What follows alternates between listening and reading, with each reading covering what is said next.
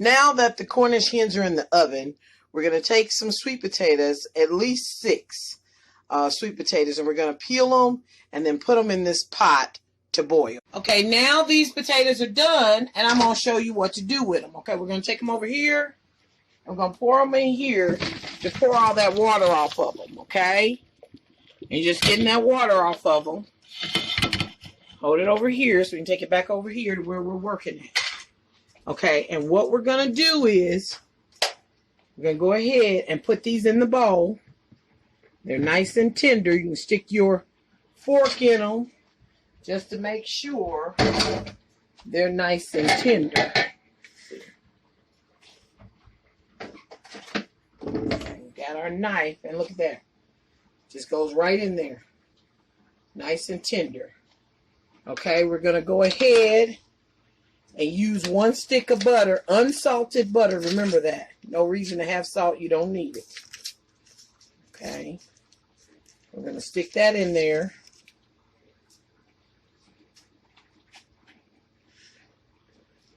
Then we're going to use vanilla extract. Use maybe a capful and just pour it around in there. We're going to use some pumpkin spice seasoning.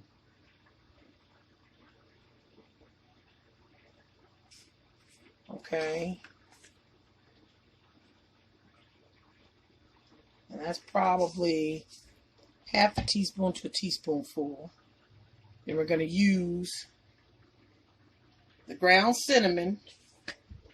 And that's going to be a teaspoon or half a teaspoon. We're using maybe 1/4 of a cup of syrup. You know, I don't really measure anything. I'm just looking at it, okay? And then we're going to use some sugar.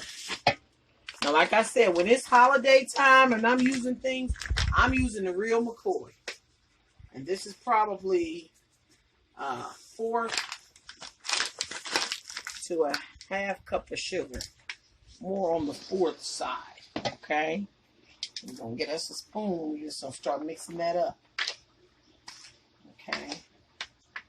The heat off of those potatoes ought to melt that butter. And you just chop that butter up. Move it around in there with those hot sweet potatoes. Now, if my potatoes act like they're staying together, then I'll keep them together. But if they start acting kind of funny and they don't want to stay together and look nice and pretty, that's when a lot of times I'll just go ahead and mash them up, add an egg to them, and make it just like a sweet potato casserole. Okay? So we just got all that flowing in there.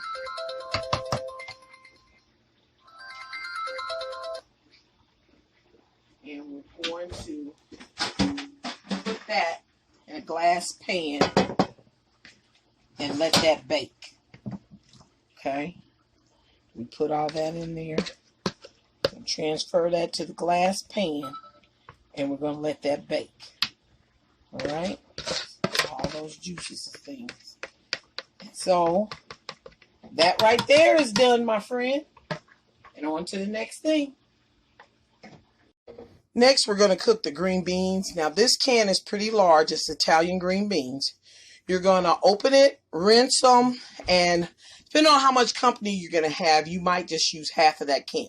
But rinse those off real good.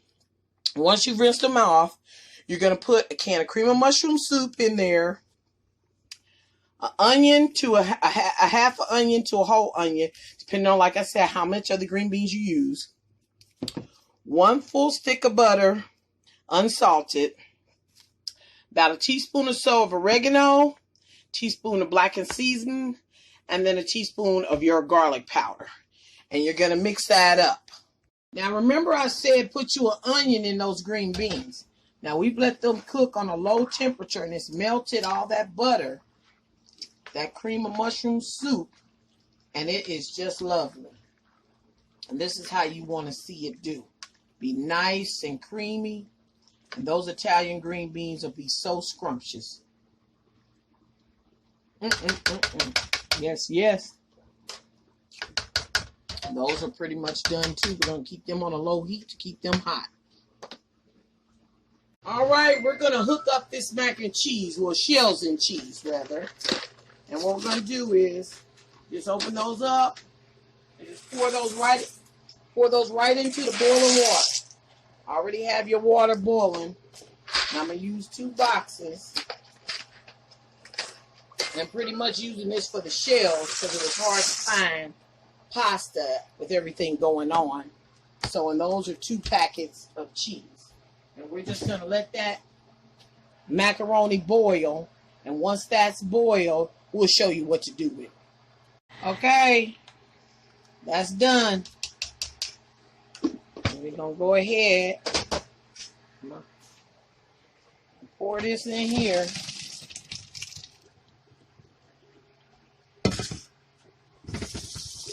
Rinse this pasta off.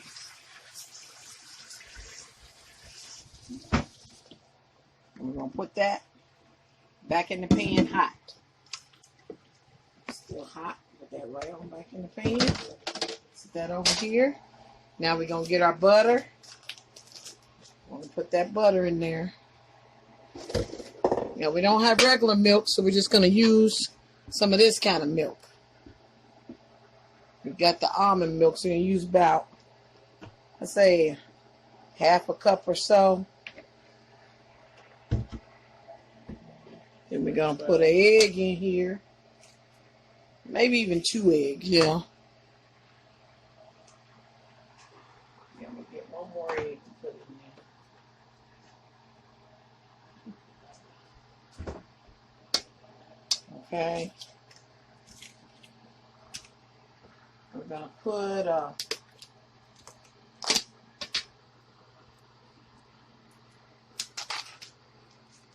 half a cup of sour cream in here. Get that water off of it too. At least a half a cup. And then you can go ahead and open those packs of cheese. They can go on in there.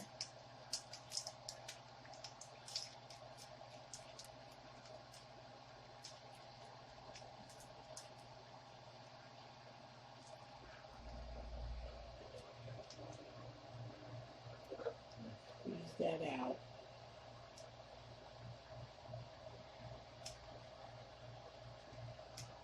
Okay. That other package.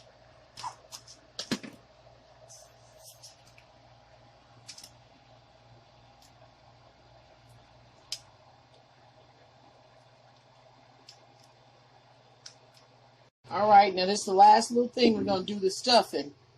And what you do is you're going to put 3 cups of water, a stick of butter, real butter, a half an onion, and 1/4 of a cup of green peppers in the microwave and heat it up for at least 3 to 5 minutes to soften all the vegetables.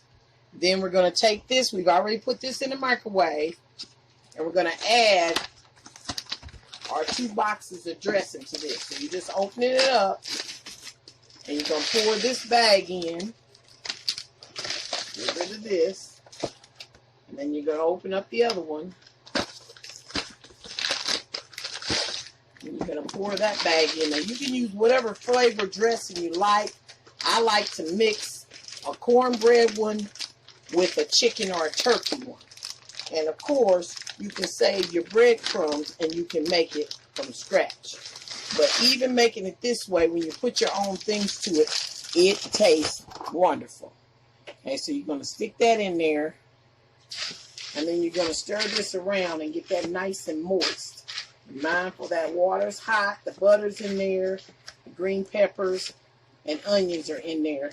But they've been softened up. And all you're doing is making this absorb that water to get that dressing nice and soft.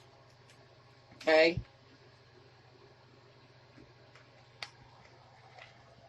So you just keep stirring that around to let that absorb all that water. Okay. Now, depending on how wet you want that, you can take some of the broth that's off of that chicken that you cooked, those hens, and you can pour it right into there. And that's going to give it a wonderful flavor too. That takes it to another level also. Okay, you see that? It's starting to look different. There you go. Okay. A pinch of that. We're going to taste that. Okay. Oh, yeah. And then what we're going to do is we're going to use at least a half a can of cream celery. A lot of times I will cut celery up and put it in here. This time I'm just going to use half of this can to replace the celery I would have cut up to put in here. Now you can put that in there and see how it does. And if you need the rest of it, you go on and use the rest of it, okay?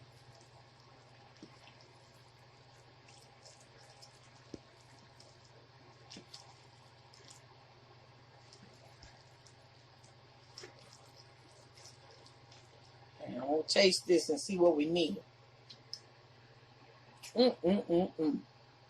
Boy, I'm telling you, I don't even think we need nothing. It's tasting really good, just like it is. So what we're going to do, we're going to go ahead and put this dressing in a pan. We're going to put this in here. We're going to let that go into the oven. Okay. Okay. All right. Go right on into the oven. That's really good. And once this is done, our meal will pretty much be complete. Okay, and here comes the dressing. All right, now look at that. Nice and brown on top, and we're going to sit that over there. Now, the only thing we have left to do is going to be these biscuits. Once these biscuits are done, I'll show you the finished meal.